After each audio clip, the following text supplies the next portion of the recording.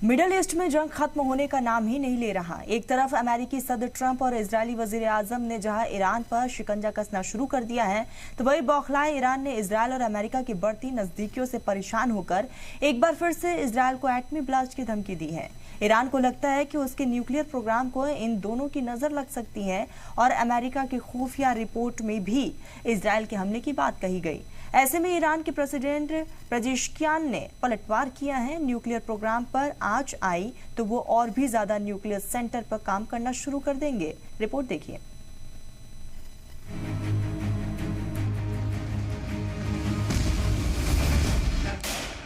Israel America का इत्तेहाद 4 जनवरी को पूरी दुनिया देख चुकी है, जिसमें ट्रंप, जिन्होंने अमेरिका की हुकूमत संभालने के बाद पहली बार किसी लीडर से मुलाकात की, वो थे नेतन्याहू।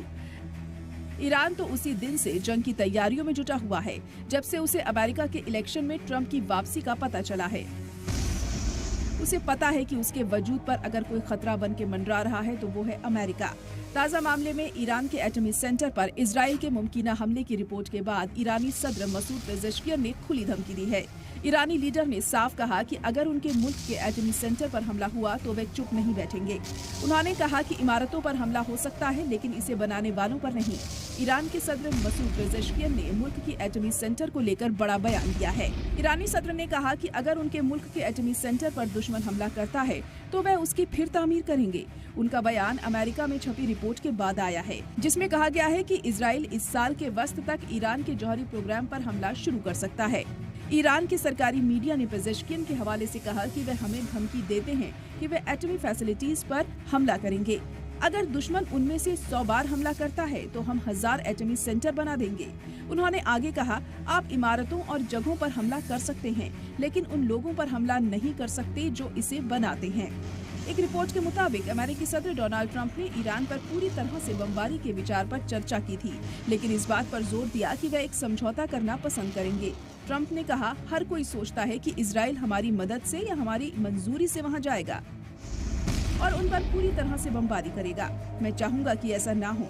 ईरान की एयरफोर्स के कमांडर हामिद वहीदी ने ट्रंप के बयान पर रद्द-ए-अमल जाहिर किया है और कहा कि हम सभी मुल्कों, दोस्तों और दुश्मनों को यकसा तौर पर बताते हैं कि हमारे मुल्क का उसूल दिफाई है, लेकिन हम किसी भी दुश्मन के हमले का भरपूर जवाब देंगे। मीडिया रिपोर्ट्स में कहा गया है कि मुमकिना इजरायली हमला पिछले साल ईरान के बड़े पैमाने पर किए गए मिसाइल हमले के जवाब में हो सकता है। ईरान ने अपने हमले को ऑपरेशन टू प्रॉमिस 2 नाम दिया है। ईरान ने ये ऑपरेशन मुबैना तौर पर हमास लीडर इस्माइल हानिया, हिजबुल्लाह लीडर हसन नसरल्लाह और IRGC जनरल अब्बास निलफोरेशान जैसी अहम शख्सियतों के कत्ल के जवाब में किया था।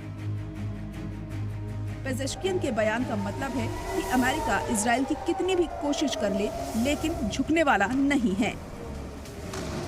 ब्यूरो रिपोर्ट, सलाम टीवी।